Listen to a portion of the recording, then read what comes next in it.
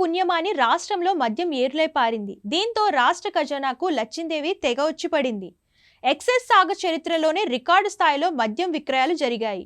మంగళవారం ఒక్క రోజులోనే సుమారు 403 కోట్ల మద్యం విక్రయాలు జరిగాయి. గడిచిన 5 రోజుల్లో మద్యం షాపుల నుంచి బెల్ట్ షాపుల వరకు కోట్ల విలువైన మద్యం చేరుకోగా, డిసెంబర్ 28 నుండి జనవరి 1 ఉదయం వరకు కేవలం 5 రోజుల్లోనే దాదాపు 1800 కోట్ల విలువైన మద్యం మందుబాబులు తాగేసినట్లు ఎక్సైజ్ శాఖ వర్గాలు వెల్లడించాయి. గతంతో పోలిస్తే ఈసారి మద్యం అమ్మకాలు భారీగా పెరిగినట్లు మద్యం షాపుల యాజమాన్యాలు చెబుతున్నాయి.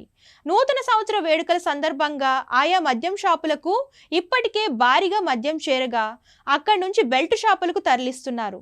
ఏడాది చివర 2 రోజుల్లో తెలంగాణ గ్రామాలు, పట్టణాల్లోని దాదాపు ప్రతి గల్లీలో మద్యం ఏరులై పారిందంటే అతిశయోక్తి కాదు.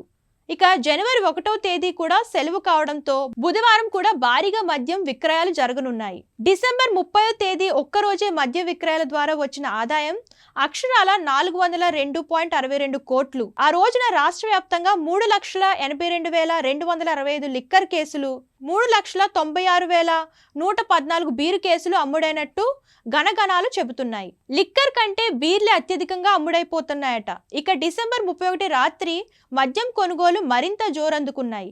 సాధారణంగా ఏటా డిసెంబర్ వచ్చిందంటే కొత్త ఏడాది సంబరాలు ముందే మొదలైపోతాయి. దాదాపు వారం ముందు నుండే మందుబాబులు న్యూ ఇయర్ వీక్ ను మందుతో సెలబ్రేట్ చేసుకుంటూ ఉంటారు. మంగళవారం రాత్రి ఒక్క హైదరాబాద్ కమిషనరేట్ పరిధిలో పోలీసులు భారీగా ట్రాఫిక్ ఆంక్షలు విధించినప్పటికీ అర్ధరాత్రి నాటికి 1184 డ్రంక్ అండ్ డ్రైవ్ కేసులు నమోదు కావడం విశేషం. ఇక అటు ఆంధ్రప్రదేశ్ రాష్ట్రంలోనూ ఇదే పరిస్థితి.